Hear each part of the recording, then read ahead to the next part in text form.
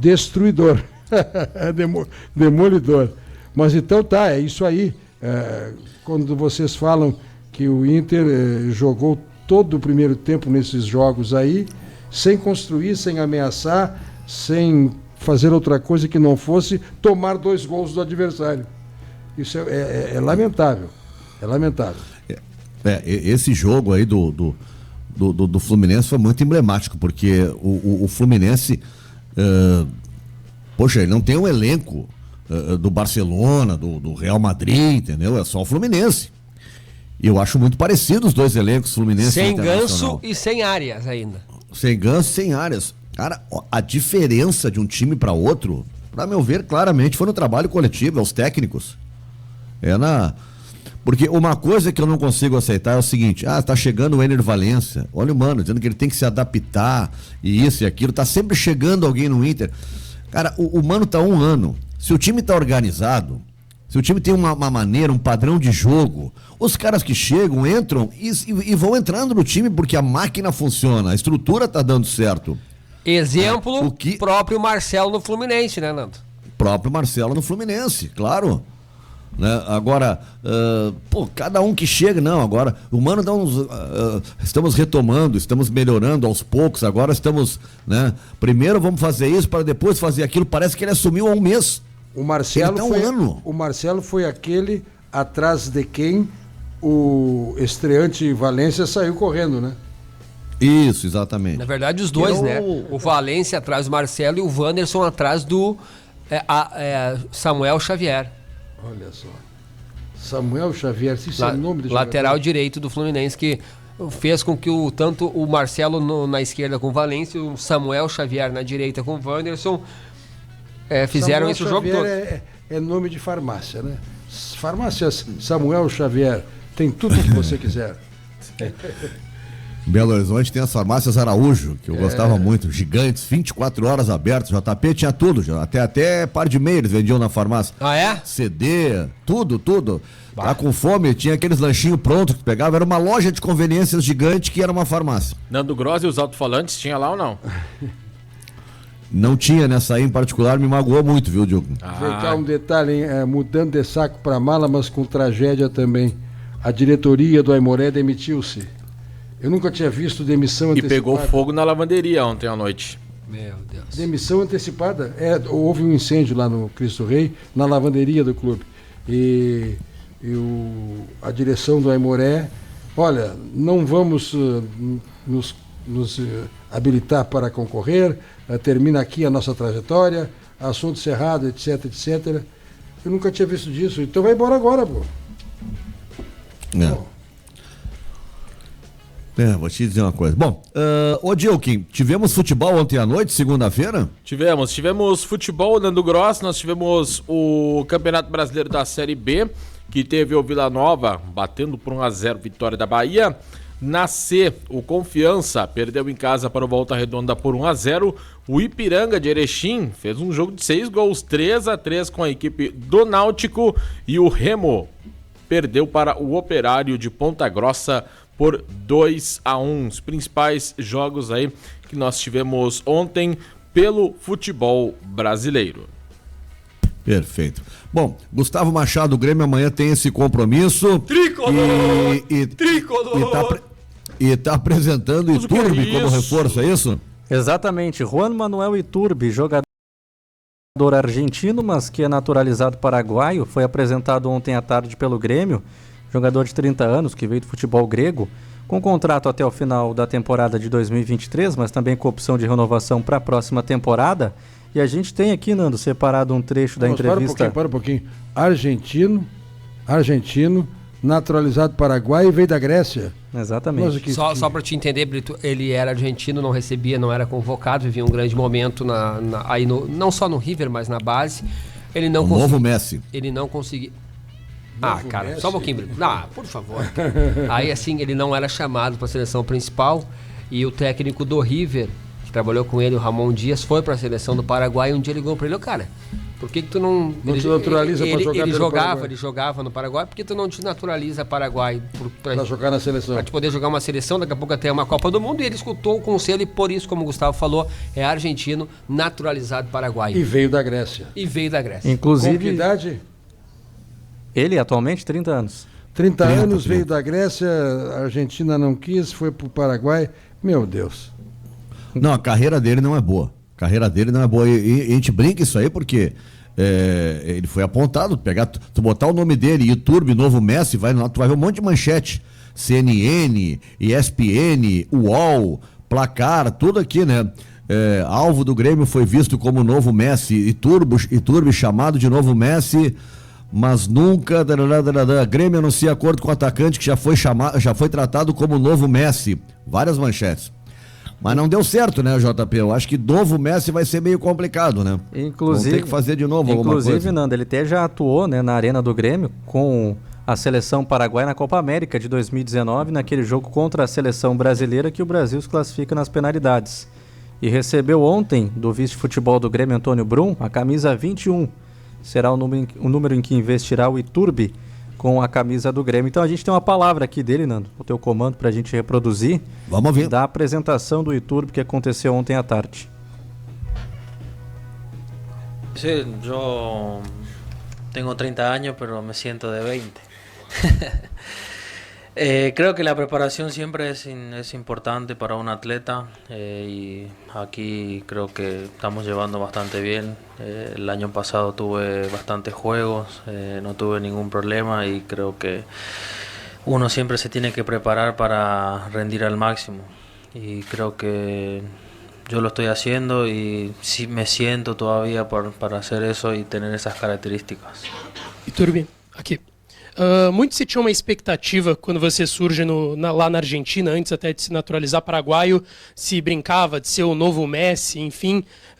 Por que não vingou talvez da forma como muitos esperavam? Como que foi essa sua passagem no futebol europeu até essa chegada ao Grêmio?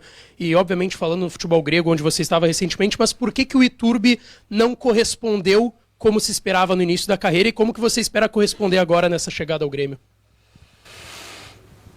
Y es difícil de poder responder esa pregunta porque la verdad que uno siempre quiere sentirse bien, estar en un buen club. Inclusive yo tuve, cuando me fui a Italia, tuve un rendimiento muy bueno. Bueno, después me fui ahí tuve una transferencia a la Roma y bueno, son circunstancias que te da el fútbol. Muchas veces no sale lo que uno quiere, pero bueno, uno siempre tiene que luchar por sus objetivos y creo que estoy aquí. Estoy en un grandísimo club como Gremio. Esa posibilidad que me dan la gente del club, todos, creo que es muy buena y uno siempre tiene que aprovechar las oportunidades. Iturbe, boa tarde, seja bem-vindo a Porto Alegre. O Renato já falou sobre ti, sobre a tua versatilidade em campo. E aqui na imprensa gaúcha também foi pauta se tu era um cara que jogava mais pelo meio, mais pela lateral. E agora também, com a questão Soares, o Grêmio vai ter que ir atrás do mercado de um 9.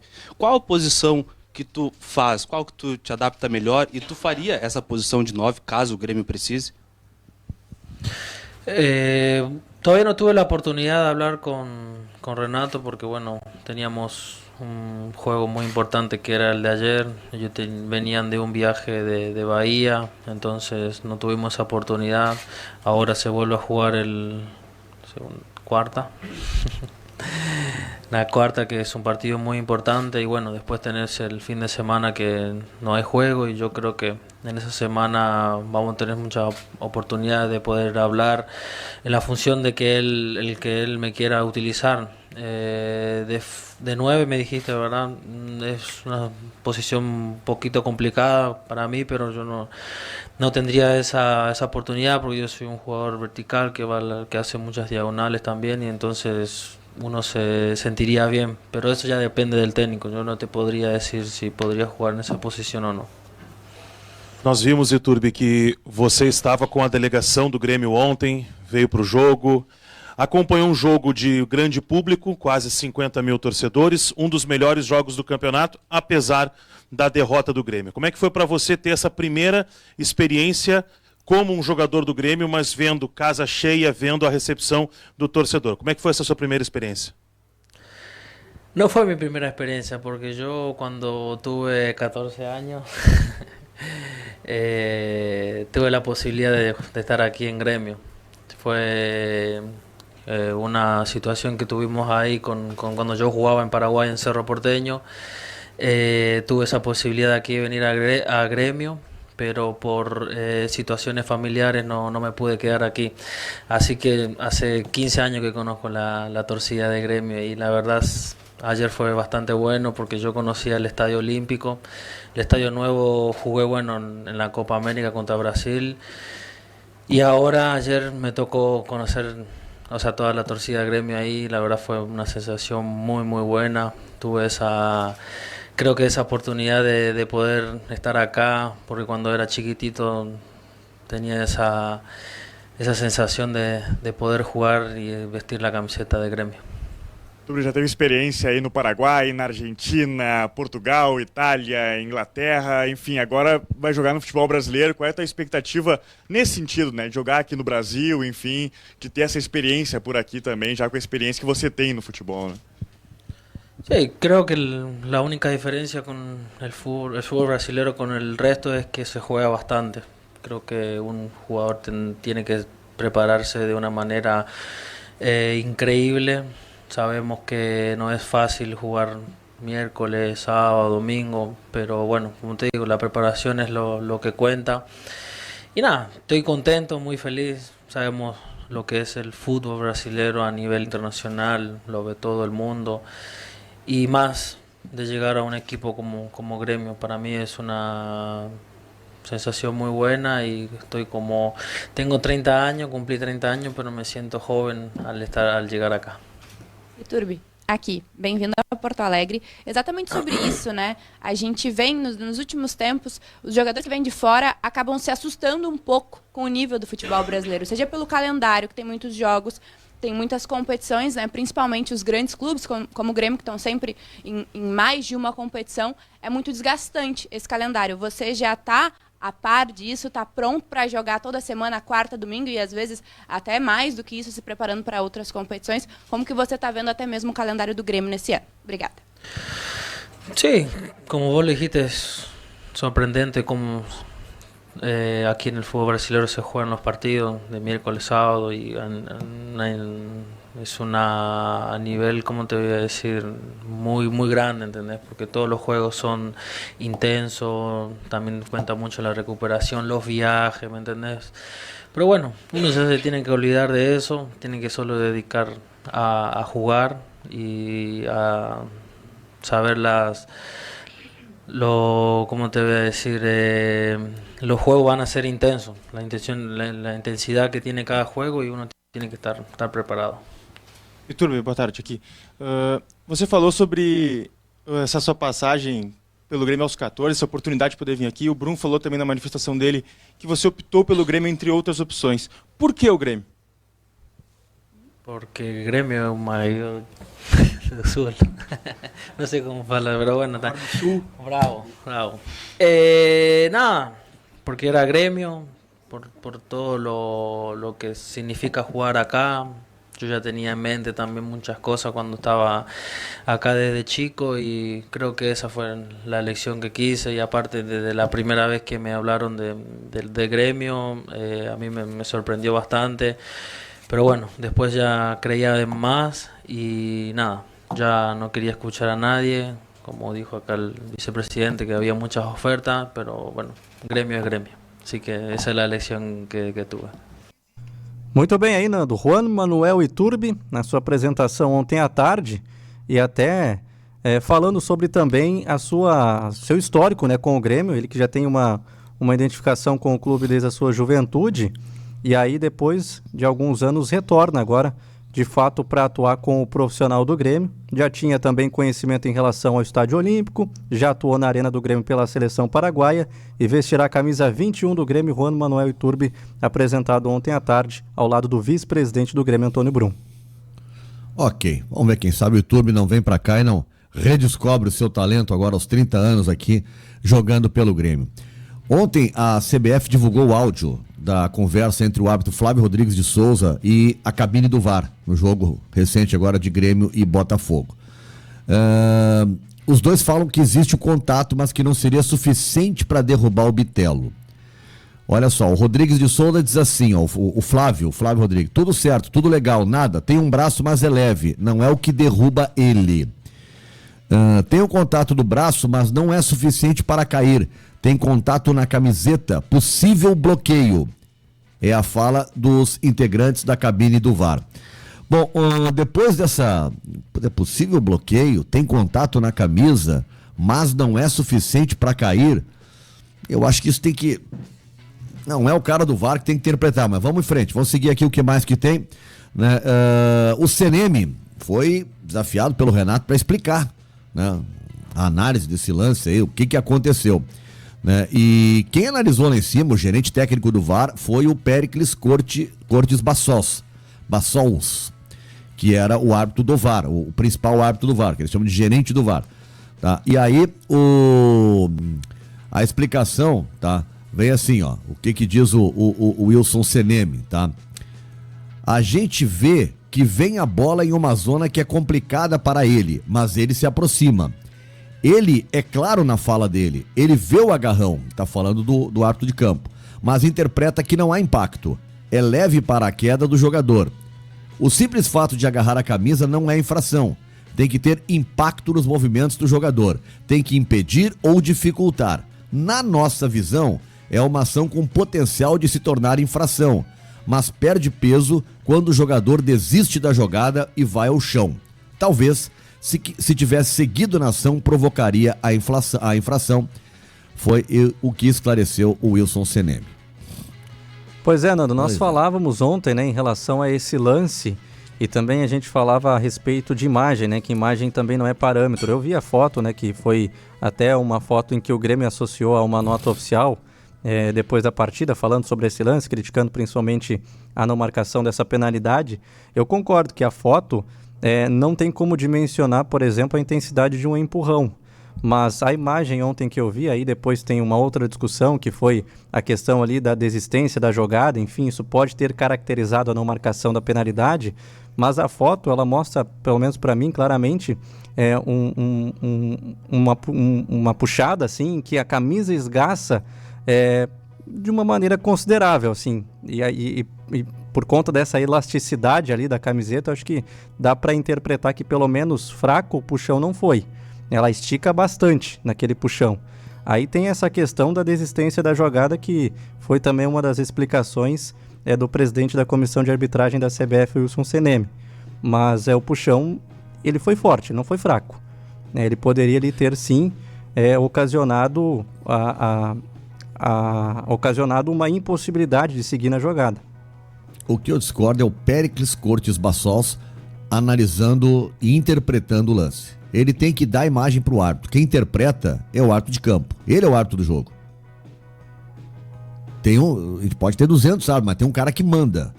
A gente tinha 4 antes, agora tem mais 3 lá em cima. Né? Sempre tem um árbitro que decide. Quantas vezes a gente viu um bandeira assinalar uma coisa e o árbitro diz, não, eu que aponto, não vi isso e segue o jogo. Né? Então, não é o Bassols que tem que analisar se o puxão foi ou não o suficiente para derrubar o Bitelo. Quem tem que fazer isso é o árbitro. Se o árbitro olhou no jogo, achou que não, mas lá em cima, tá?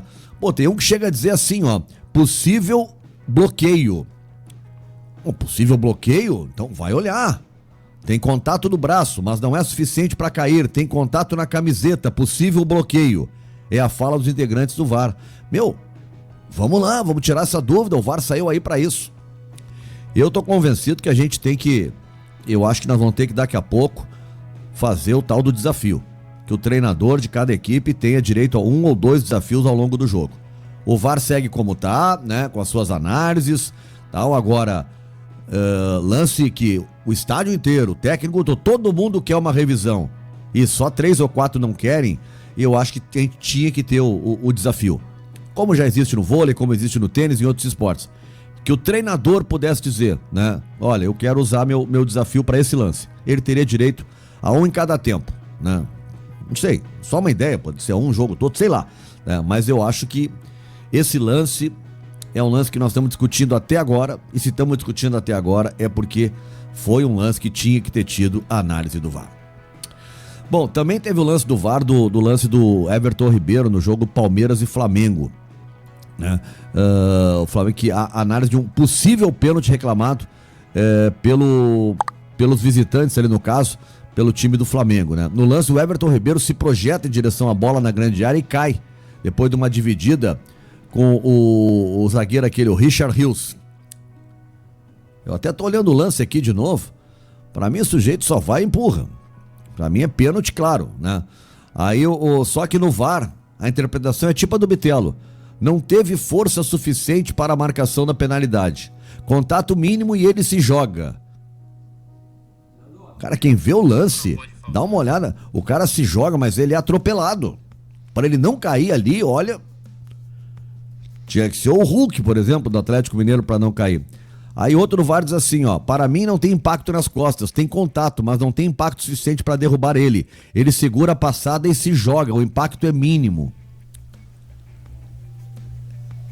É muita interpretação do VAR. Ô, Nando. Quem tem que interpretar é o árbitro de campo. Se eles estão achando isso, JP, contato isso, contato aquilo, contato mínimo, acho que não foi suficiente pra cair. Vem cá, árbitro do jogo, decide.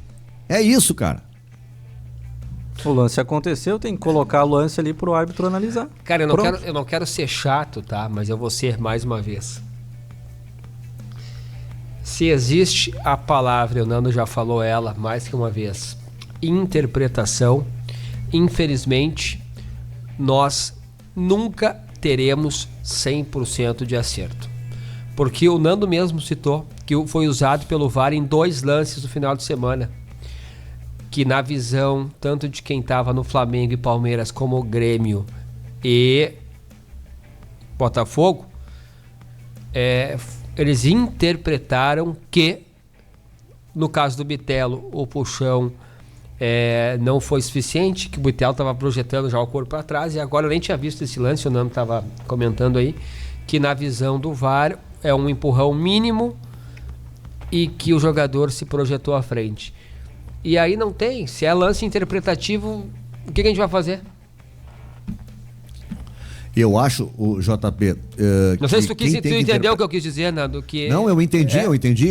Quando a interpretação, né, vai ter divergência. Eu posso interpretar de um jeito e tu de outro. Exato. Mas aí tem um cara que é o cara que é pago e definido, que ele é que decide. Da bola aérea. É isso que eu tô reclamando. Não são os 3 caras lá em cima do VAR que tem que interpretar. Nando, o cara do VAR tem que dizer assim, ó. Olha, há um puxão. Possível bloqueio, diz o outro. Agora, já vem com a interpretação, análise, JP. Há um puxão, tá? Mas não foi suficiente para cair. Aí vem outro assim, ele acabou desistindo da jogada e se atirando. Todas as interpretações são válidas, mas quem tem que fazer não é o VAR. Minha opinião, quem tem que fazer é o árbitro de campo. Mas tu não concorda que quando o VAR fala com o árbitro, não deu tanto o Bitelo e tanto o Everton Ribeiro. Ele não deu na hora o pênalti. Aí ele faz aquele sinal, espera e mete a mão no ouvidinho porque ele tá ouvindo o VAR. Se o juiz não deu, é porque ele, né, por exemplo, o do Santos deu na hora, né, aí o VAR chamou, mas ele deu na hora, o do Santos. O do Grêmio e o do Palmeiras, que tu tá citando aí, ele não deu na hora. Então, eu parto de um princípio que... E não foi chamado pra revisão. E eu parto de um princípio que ele não, na opinião dele, de onde ele tava, não foi pênalti, né, tanto o Bitelo como o Everton Ribeiro. Se ele chama, o VAR tá falando com ele e diz... JP, eu sou juiz, tá? Não, pra mim não foi pênalti. E o VAR fala, JP, teve um puxão, mas eu tô pegando pelo que tu tá relatando, Nando, da conversa. Sim. O empurrão é leve e ele projeta o corpo à frente, eu ia dizer, ok, obrigado, segue o jogo. Porque o próprio cara do VAR ele tá dizendo que, quando ele fala que o cara projeta o corpo e que o empurrão é leve, ele tá já meio que dizendo que o juiz acertou e não dá, entendeu? Pelo menos eu acho isso. Eu acho assim, ó, se o cara me diz, e é o que tá aqui, tá entre aspas, né, que é a fala do VAR, tem contato do braço, mas não é suficiente para cair, diz o sujeito. Uhum. Tem contato na camiseta, possível bloqueio. Tá? São 2 caras aqui falando. Tá. E depois tem a explicação do CNM. Eu acho que essas 2 falas já me davam, né, a sensação de que eu vou dar uma olhada. Eu aqui do campo achei que não foi. Eu vi o puxão, mas acho que não foi. Mas eu vou dar uma olhada, já que estão me dizendo isso. Tu não acha Eu acho que que essa eu faria conduta, isso. Nando, tu não acha que essa conduta vai parar demais o jogo? Não porque esse foi um lance extremamente polêmico. Eu acho que em casos menores, sim. Nós já até falamos sobre isso. Tem vezes que o VAR chama para umas bobagens, que não faz sentido, né? Agora, nesse caso, é um lance que nós estamos há 2 dias discutindo. Ou de repente para lances assim dentro da área, né? É que a própria fala do árbitro insinua que é um lance interpretativo. E a interpretação final deve ser do árbitro de campo. É, a minha única discordância... Mas o Nando tá pedindo para ele olhar, né? O Nando quer que o juiz venha olhar. Exatamente, mas justamente para isso, para ele ir lá, olhar e realmente ele dizer que não foi, não o VAR dizer não, mas não foi nada, então segue o jogo aí. É que assim, ó, JP, eu acho, na minha opinião, houve divergência no VAR. Porque quando o VAR é unânime, não foi nada, ok. Tá, mas o que não foi nada? Bateu a mão na bola? Não bateu, foi no peito. Bom, não tem o que discutir. Agora, bateu, mas o braço estava encostado. Ou bateu, mas e o outro diz assim, pois é, mas o braço tem movimento. É o que acontece aqui. Há uma divergência, porque um diz, né, que aparece o puxão e o outro diz assim, ó, é possível bloqueio. Eu não tinha escutado essa parte do possível bloqueio. Se falou possível bloqueio, aí eu já como árbitro, eu já ia criar a pulga atrás da orelha, é verdade. É essa coisa assim, ó, se os 3 lá são unânimes e nada, não foi nada, pode ser, segue o jogo, mas não, há um debate sobre eu não tinha assunto. pego essa parte aí do possível bloqueio. Sim, aí que eu acho que o árbitro poderia ter dado uma olhada, porque a tua interpretação é a interpretação do VAR, de que houve um puxão, não foi suficiente para cair e o Bitelo força a queda. O VAR interpretou assim, tanto que o CNM disse que se ele tivesse continuado com a jogada e não tivesse desistido, né, talvez ele conseguisse o pênalti, diz o CNM, né? Sim. Né, então, o que eu quero dizer? É legítima essa interpretação, eu não estou dizendo que ela está errada. O que eu acho é que deveria ter sido checado, para não ter esse rolo todo que está tendo agora, nem olhar. Talvez aquela tua sugestão de um desafio como na NBA, uma em cada tempo, de repente, para lances dentro da área, de repente. Sim, para lance. Sim, os lances que são de critério do VAR, né? Porque o que está acontecendo já, Nando, na NBA, no voleibol, e é bem provável que, e eu já vi em alguns jogos de futebol, vou citar aqui um que eu sei que acontece, o River. Eles estão com um tablet ou até um monitor com as imagens da televisão. Dá um lance polêmico, por exemplo, na NBA, o treinador tem ali 20 segundos para pedir o desafio quando a bola sai. Tem uma pessoa que só tá olhando o lance. Se a pessoa da comissão técnica vê que não foi nada, pelo replay da TV, ele nem faz o sinal. Agora, se dá algum tipo, né, de lance mais duvidoso, ele vai pro treinador, pede o desafio, e aí o cara pede, a arbitragem para o jogo e vai olhar na TV. Sei lá. Bom, mas agora já tá definido o árbitro para amanhã, hein? Grêmio e... Claro que já deve estar definido, né? Vamos buscar aqui. Vê se tu descobre pra nós aí, Gustavo. Quem é que apita amanhã na arena? Deixa eu buscar aqui. Isso. Amanhã é 7 horas, né, Dilke? Isso, 7 horas. Aquele jogo pro cara chegar atrasado. Se der gol no início, não pega. Chegando em cima da hora. Se bem que a arena não é como no Beira-Rio, não precisa entrar em Porto Alegre, né?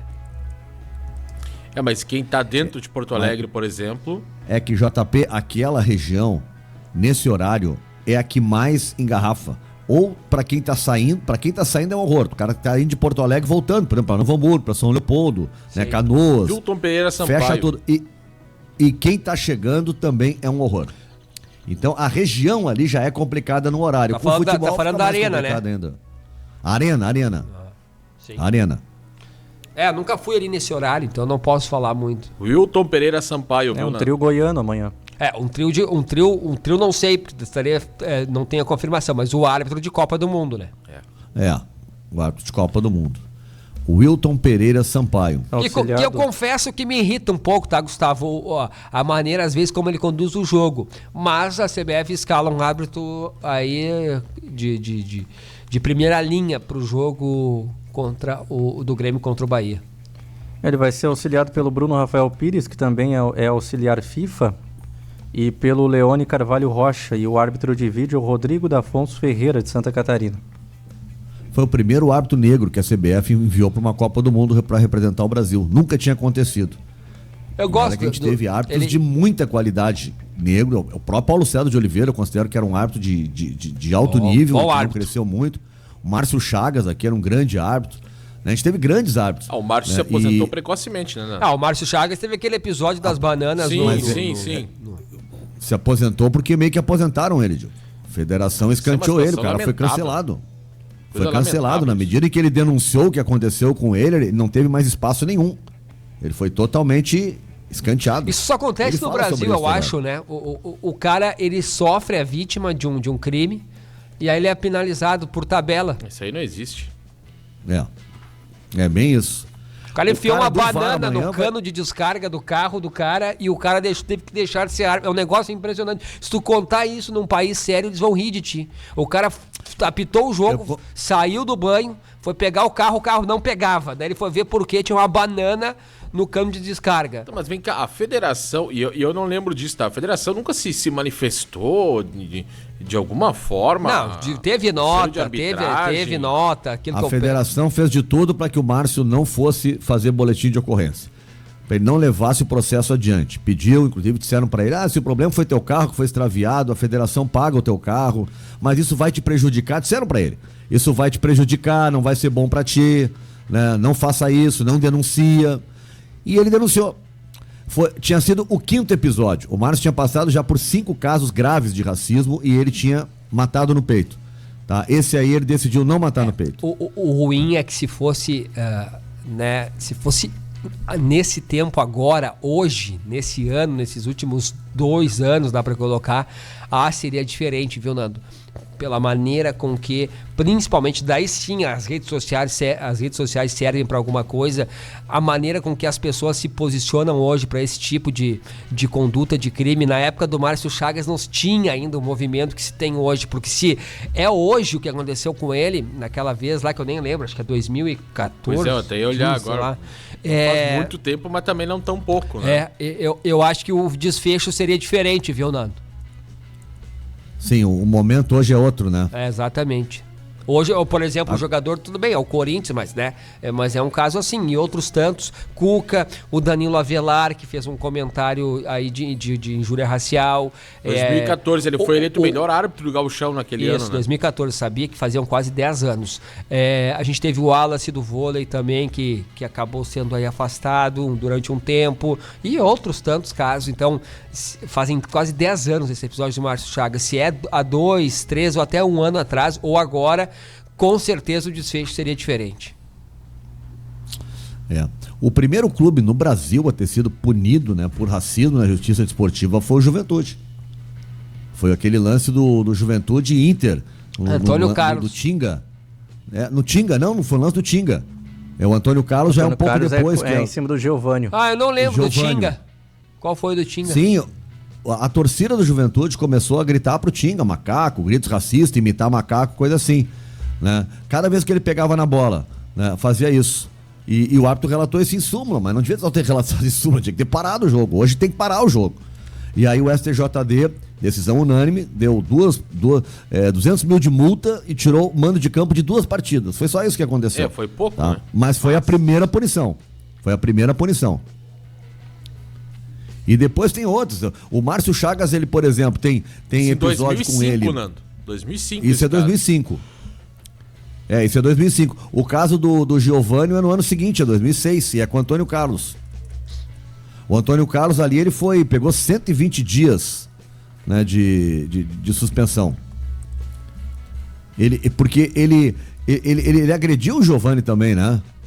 Não, eu lembro que foi uma discussão e ele faz o sinal da cor da pele. Eu lembro só o sinal no braço. Eu não lembro de agressão física. Mas aí é que tá. O lance é o seguinte: ele dá uma cotovelada no Giovânio e vai expulso. Coisa assim, isso aí. Ele vai expulso. Ao sair de campo, ele faz esse gesto, né? Esse gesto racista, tá? Então, mas ele primeiro vai expulso por agressão. Tanto que ele tem duas punições, uma por agressão e a outra punição, essa pelo ato racista, o Antônio Carlos. E depois, isso foi em 2006, e o Inter depois traz ele para dirigir o Internacional, o que eu considero um dos maiores erros históricos do Inter. Aqui diz aqui que ele, após estar saindo de campo, quando ele foi saindo, ele apontou para a cor do próprio braço ao discutir com o jogador. Isso aí. Eu lembro desse episódio, assim, eu tava lá e é uma coisa, assim, nojenta, cara. Agora o JP tem razão, né? A sociedade de hoje não admite mais. O Antônio Carlos foi punido e tal, voltou a trabalhar, tanto que veio no Inter trabalhar, imagina só. Clube que se orgulha de não ser um clube racista, né? De ter uma tradição toda de clube popular e tal. Né? Agora, se a gente for ver, tá, os casos de racismo no futebol brasileiro, o Rio Grande do Sul, infelizmente, é disparado, que mais casos tem. É inacreditável o Rio Grande do Sul, a liderança do Rio Grande do Sul em casos de racismo no futebol. Achei aqui uma matéria da Fox Sports que eu estava pesquisando, Antônio Carlos Zago. Torcedores do Internacional negros desaprovam Zago há 6 anos, quando o Inter estava para contratar ele. Mas é que nem o JP disse, naquela época ainda não era tão forte as redes sociais. Ontem, por exemplo, o Felipe Priori, que é do... Eu na época me manifestei e disse isso. O Inter não pode contratar o Antônio Carlos. Mas ninguém me ouviu. Tu foi um dos mas poucos, eu me manifestei. Né? Porque eu me manifestei. Eu não lembro. Eu não muito lembro disso também. Não da tua fala, Nando, eu digo dessa mobilização. Agora eu não lembro. Não lembro. Que bom que tu alertava já naquela época. Por exemplo, o Felipe Priori, ontem ele foi condenado por conta de estupro, né? Eu tava lendo já, por conta de toda a repercussão. Ele que é ex-integrante do BBB, vários patrocinadores já cancelaram o patrocínio que ele tinha. Então hoje é muito assim, né? Hoje tu acaba, e que infelizmente tem que ser assim, mas pelo menos assim algo acontece. As pessoas acabam meio que fiscalizando, né? Através aí de rede social, do dia a dia, e vão em cima das marcas, em cima das pessoas, dos clubes, para tomar alguma posição. Aconteceu com o Cuca também há pouco tempo no Corinthians, enfim. Então, se é hoje, com certeza eu acho que o Márcio Chagas teria um final um pouco diferente aí do que ele teve. E com certeza o Antônio Carlos Zago não treinaria o Inter também. Aconteceria o mesmo que aconteceu com o Cuca. Verdade. JP, sabe quem é que na época foi o Roberto Mello, até era o vice-presidente de futebol, quem eu considero bom dirigente. Acho que foi um erro grave esse dele, mas sabe quem ele fez algumas entrevistas com alguns treinadores até escolher o Antônio Carlos. Sabe quem foi um dos entrevistados por ele? Ele não gostou muito e contratou o Antônio Carlos? Quem? Fernando Diniz. Ah, é? Aham. Foi um dos entrevistados pelo Inter, mas o perfil não interessava pro Internacional. O Fernandinho estava surgindo, se não me engano, nessa época ele era lá daquele time de São Paulo, né, do interior ali, Audax. Isso aí é 2017, isso é 2017, né, quando o Inter vai estrear na segundona. Isso, o Audax, que tinha o Fernando Diniz nessa época aí, que tava já chamando um pouco a atenção pela maneira de não dar chutão, era só sair lá de trás com a bola tocada. Hoje, o Fernando Diniz ensinando o Mano Menezes aí no confronto entre Inter e Fluminense, né? Atenção, informação. E é bem isso, JP. Ele tava no Audax 2017, isso aí. E depois ele vai pro Guarani, Atlético Paranaense, aí Fluminense 2019, ele vai pro São Paulo, faz aquele bom trabalho no São Paulo, depois ele sai, né? O time perde fôlego e ele sai. Foi pro Santos, bagunça que tá o Santos, não rolou. Vasco, ele teve no Vasco e agora no Fluminense. Ali foi o grande boom do Diniz, né? O Audax. Nando. Foi a sensação do Campeonato Paulista daquele ano. O São Paulo, aquele ano que o Inter perde pro Flamengo, o famoso gol de Edenilson impedido, faltando 7, 8 rodadas, o líder deste campeonato não era nem Flamengo, nem Inter, era o São Paulo do Fernando Diniz, que daí no final, aquele jogo que o Inter faz 5-0, 4-1, 5-1, o Inter passa o São Paulo, faltavam aí 7 rodadas, mas ele já fazia um grande trabalho lá com o São Paulo, Fernando Diniz. E tinha sido o último grande trabalho do São Paulo, né, JP? Até agora o Dorival retomar, porque depois do Fernando Diniz ninguém mais deu certo lá. Isso aí. Fala, Dilkin. Não, até fiz a brincadeira aqui com o Brito, que sempre chama, né, quando tem uma informação, mas é uma informação importante, Nando, porque a Prefeitura de Novo Hamburgo divulgou agora a seguinte nota. A partir das orientações da Central de Operações do Plano de Contingência, considerando a previsão né, de tempestades e tal, do ciclone, a Secretaria de Educação informa que amanhã e quinta-feira as escolas não terão funcionamento, tá?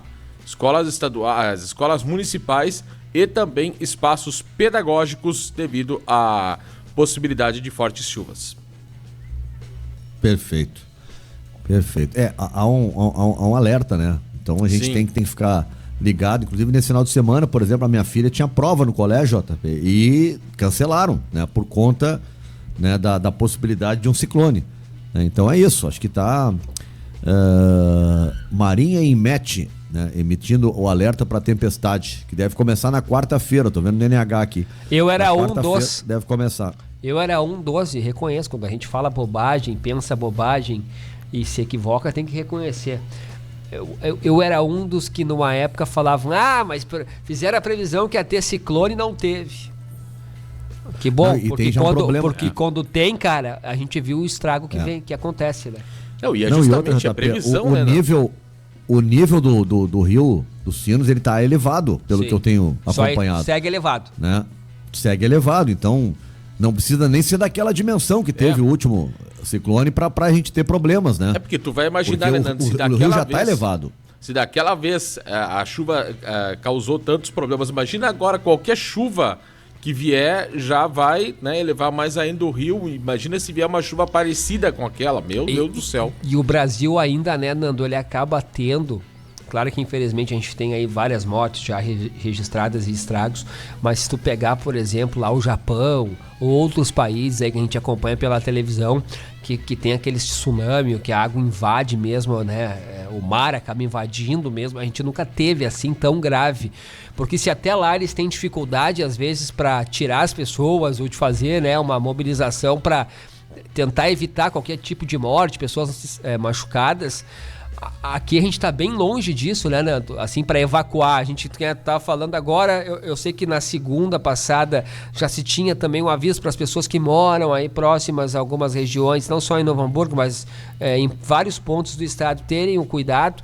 Mas normalmente fica nisso, as pessoas acabam muitas vezes, para não perder ou para não ter a casa roubada, né, Nando? Que é outra preocupação, elas acabam ficando até a hora que infelizmente um ciclone, um vento, uma chuva mais forte veio. O medo é esse, né? Tu sair da tua casa, o cara já tem pouco, né, JP? Exato. Aí daqui a pouco ele fica com medo de ir embora e as pessoas irem lá e limparem a casa dele. E o pior é que isso acontece, né? Os caras têm medo porque acontece, né? Exatamente. Esse é o grande medo. 400 milhões de reais o Barcelona tá pagando pro Vitor Roque. Bom, por que não contrata o Neymar com esse dinheiro, cara? Dizendo, eu não sei que o Neymar é um problema lá, acho que não é grana, né? Porque o PSG quer que ele saia, Sim. O Barça estava disposto, há possibilidade de contratar, não vai mais o Messi, mas pelo que eu entendi, eu acho que é o Xavi que não quer, viu? Pode ser. Eu acho estranho, porque eles jogaram juntos, né? Pode ser. Ou não? Chegaram a pegar. Jogaram, né? Chegaram. Nada contra o Vitor Roque, mas assim, direto já. Não dá. É que precisa de um mega craque, né? Exato. Já chegou o Gundogan, daqui a pouco agora do meio pra frente tu tem um atacante do nível do Neymar, hoje o Barça não tem. Não, e seria pro Neymar um desafio importante, porque ele é o 10 do Barcelona e não tem mais Messi e Soares, não é mais o Dream Team daquele, né, Nando? Isso, é verdade. Ele seria o cara do time, o foco todo nele. Foco todo nele, com certeza. Sem o peso, né, de ser sombra do Messi. Sim. Talvez era o que incomodasse ele um pouco. Ou Mbappé, né? Incomodaria, né? Hã? Ou tem o Mbappé também lá no PSG, né? Que tá sempre tirando também um pouco. Sim, E é que o Mbappé se impôs na bola, né? Exatamente. Porque a mídia era toda pro Neymar, depois pro Messi e se acabou se destacando o Mbappé pela bola mesmo, né? Porque não tinha toda essa mídia, até porque é aquela história, né, JP? Santo de casa não faz milagre, né? Sim. E ele é de lá, né? Sim. O Mbappé chegou quietinho e se tornou o principal jogador do PSG. Claro que a comparação com o Messi, ela acaba sendo até um pouco desleal, porque o Messi já tá mais no fim de carreira, o Mbappé tá no auge em relação à sua idade. Mas o Neymar, idade pro Mbappé não é tanta diferença, né, Nando? Não. O Mbappé, meu Deus do céu, ele vai, em termos de Copas, é capaz de ele quebrar todos os recordes, né? Porque os números que ele tem em Copas, ele já é impressionante. E ele é um jogador bem centrado, assim, tu não ouve muitas polêmicas em relação a ele, assim. Não se machuca, né, muito. Também. Tá sempre inteiro. Não tem rolo, é verdade. O único rolo sempre que tem com ele é o rolo que da especulação, né? Vai pro Real Madrid, não vai pro Real Madrid. Eu já disse pra ele, não vai pro Real Madrid. Conversa com ele direto, Nando? Às vezes. Não tem um pouco de dificuldade em português, né?